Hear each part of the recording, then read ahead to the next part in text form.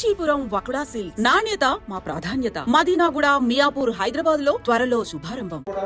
తను separate kitchen మా ఇంట్లో ఎంతో అందరూ వేరే కిచెన్ ఎందుకంటే అమ్మకి మోస్ట్ స్ట్రెస్ బస్టర్ వచ్చేసినా లేకపోతే ఏదో రిలీఫ్ ఏంటంటే తన కిచెన్లో కూర్చొని వండి అందరికి పెట్టాం.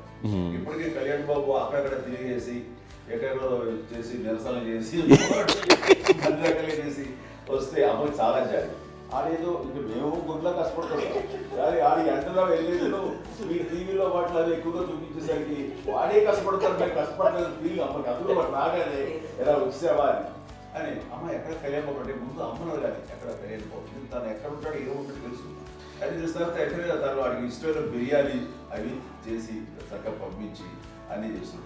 అట్లాగా బిడ్డలకి పెట్టడమే తప్ప బిడ్డల నుంచి ఈ వయసులో ఎక్స్పెక్ట్ చేయడం లేకపోగా కొంచెం పట్టించుకోవట్లేదు అనే ఒక న్యూనత భావంలోకి వెళ్ళిపోయి సైకలాజికల్ డిప్రెస్ అయ్యే మదర్ మాత్రం కాదు.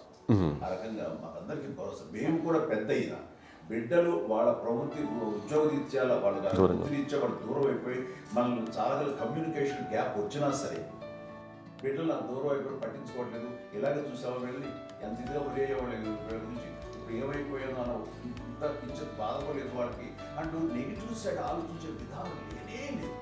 అది మా అందరికి ఎంత కంఫర్టబుల్ అంటే అంత అయితే కాదు. నేను చూసుకోకపోతే మాధవ్ చూసుకుని మాధవ్ లేకపోతే నాగబాబు వెళ్తుంటాడు కడియడం వల్ల మా విజయ్ చూసుకుంటున్నది సరే నాకు కళ్యాణ్ బాబు తను చూసుకుంటుంటాడు. ఇలా ఎవరో కూడా వెళ్తూ ఉంటాం. అమ్మ మాత్రం అది వెరీ గుడ్ హెల్దీ. నేను చాలా మంది తల్లిదండ్రులు చూశాను. అవును, వాళ్ళు చాలా ఇబ్బంది పడుతూ ఉంటారు. పట్టించుకోవట్లేదు మేము అర్థం చేసుకోగలము కానీ వాళ్ళు వస్తే బాగుంటుంది కదా అనేది ఉంటుంది. ఫీల్ అవుతారు. అవును, అలాంటి ఫీలింగ్ ఏం లేదు. పైగా బిడ్డలు వస్తే వాళ్ళకి ఏం చేసి పెట్టాలా అనే ఆలోచన ఉంటుంది. అది వెరీ హెల్దీ. చాలా మంది ఆచరించాల్సిన ఒక విషయం అనుకుంటాను. చిన్నప్పుడు అన్ని ఆనందాలేనా, మర్చిపోలేని దుఃఖాలు కూడా ఏవైనా ఉన్నాయా? అమ్మ చెప్పాలంటే ఓపికకి గృహిణిగా తన బాధ్యతలు నిర్వర్తించడానికి అండ్ అన్ని రకాలుగా టేకింగ్ కేర్. దీనికి ఒక మంచి ఉదాహరణ నేను చెప్పగలను. అది తలుచుకున్నప్పుడు నాకు చాలా ఉద్యోగంగా ఉంటుంది, నాకు చాలా కంటితలు వచ్చేస్తుంది. అమ్మకి మేము 5 బిడ్డలు అండ్ పురిట్లోనూ 1 year పెరుగో 2.5 years పెరుగో 3 బిడ్డలు చనిపోయారు. నాకు గుర్తెరిగి పొన్నూరులో నేను 6th class చదువుతున్నాను, 6వ తరగతి. అప్పుడు రమణ అనే ఒక అమ్మాయికి 2 years. రమణ అంటే మా ముగ్గురికి కంటే పెద్దది, మా కంటే పెద్దది, కళ్యాణ్ బాబు కంటే పెద్దది, మాకంటే మధ్యలో పిల్ల. తనకి అప్పట్లో మా నాన్నగారు ఉద్యోగరీత్యా క్యాంప్కి వెళ్ళిపోతుండేవారు. ఏమి ఉంటుంది నాన్న చెప్పాలంటే ఫుడ్లో కష్టపడేవారు. ఇంకా నాన్న చెప్పినట్టు కదా, నాగో చెప్పినట్టు. కానీ ఇంటి బాధ్యత, ఇంటి పనులు, రోగాలు వచ్చిన రుచులు వచ్చిన హాస్పిటల్కి తీసుకెళ్ళాలన్నా ఏదైనా సరే అమ్మే పడేది. ఆ శ్రమ తీసుకున్న టైంలో అమ్మకి అసిస్టెంట్కి నేను సహాయపడుతుండేవాడు ఉండేవాడు. అమ్మ చూడరు నాకు ఫ్రెండ్స్ ఆడుకోవడం అలా నిజంగా ఎప్పుడు నాకు గుర్తేది నాకు తెలియదు. ఫ్రెండ్స్తో తిరగడం అని సేపు అమ్మ పట్ల ఉండేవాడు. అలాంటి నేను ఆ పిల్లకి బ్రెయిన్ ఫీవర్ వచ్చింది. ప్రభుత్వ ఆసుపత్రి పొన్నూరులో ఆ పిల్లని చేర్పించినప్పుడు 2-3 days అయిన తర్వాత ఒక బ్యాడ్ న్యూస్ వినాల్సి వచ్చింది. తెల్లారికి కాన్షియస్ లేదు, పోయింది. ఏం చేయాలో తెలియదు. అమ్మ వయసు చిన్నదే.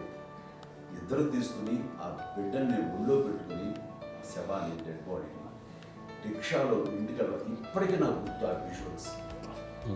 అండ్ నాన్నకి తెలియదు ఏ విషయం, నాన్న ఎప్పుడు వస్తారో తెలియదు, ఎలా కమ్యూనికేట్ చేయాలో తెలియదు. అది తీసుకుని వెళ్ళిన తర్వాత ఇంట్లో గొడవ పెడుతుంటే ఏం చేయలేదు. చుట్టుపక్కల ముస్లిం సోదరులు ఉండేవాడు, ఫ్యామిలీస్. అంటే మసీదు, పొన్నూరు మసీదు పక్కనే మా ఇంట్లో అనుకుని ఆ ఇంట్లో అందరూ వచ్చి చూసేవాళ్ళు, వాళ్ళే హెల్ప్ చేసేవాళ్ళు. ఏం చేయాలో తెలియదు. నెక్స్ట్ రిచువల్స్ ఎలా చేయాలో, గంపకాలు ఎలా చేయాలో తెలియదు. అందరూ చిన్నపిల్లలే. తను చిన్నది, మిగతాలందరూ పరిసరులే.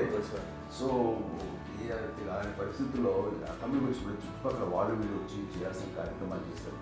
ఆ సమయం నాకు ఎక్కడో కమ్యూనికేట్ చేసి డిపార్ట్మెంట్ ద్వారా నాన్న వచ్చేసరికి అన్నీ అయిపోయింది. ఇప్పటికీ నాకు ఎందుకంటే మేము ఇలా ఎన్ని పురుషులు ఎన్నుకుంటున్నామంటే ఎలాంటి ఇది లేకుండా జాగ్రత్త అనే ఒక హెచ్చరికలాగా చేస్తూ అండ్ పంపించాలని సపోర్ట్ చేస్తాం. అండ్ ఇప్పుడైతే నా మీద ఎంత నమ్ముకుంటే నేను ఏ నిర్ణయం తీసుకున్నా మరొక మాట అది తనకి హాస్పిటల్ అని పెద్ద ఫోబియా. నేను ఎక్కడికి వస్తాను హాస్పిటల్. ఈ మధ్యకాలంలో సరే అమ్మకి మోకాల ఆపరేషన్ జరిగింది. అమ్మని కొంత బాధపడుతున్నావు, అసలు ఈ రోజున వచ్చిన మెడికల్ అడ్వాన్స్మెంట్ నీకు అసలు ఏ బాధ తెలియకుండా మోకాల ఆపరేషన్ రీప్లేస్ చేస్తారు అని వీళ్ళందరూ చెప్పడానికి భయపడతాను. ఎందుకంటే ఫస్ట్ ఎలా నాకు సపరేట్ అవుతాను ఎలా చెప్పాలి తెలియదు. ఒక్క వీళ్ళంతా కలిపి నీ మాట వింటారు, నీ మాట మీద కూడి నువ్వు చెప్తే వింటుంది. సరే వెళ్ళి చెప్పాను అంతే. ఏదో నాలుగు ముందు చెప్తే ఎలా ఉన్నారా సరే ఇష్టం రా లేదులే మా ఊరికి పర్లేదు అన్న. మళ్ళీ ఇంటికి వచ్చాక మళ్ళీ ఇంకొక తెప్పించి ఇంకో మిషన్ తెప్పించి మళ్ళీ టెస్ట్ చేయించి అందరూ బాగుంది ఏమి లేదు అన్న తర్వాత అప్పుడు పుస్తకంతో పట్టడం ఏదో ఉంది మామూలు టెస్ట్ చేయించాలని చెప్పి శ్రద్ధ ఎక్కువ. మీ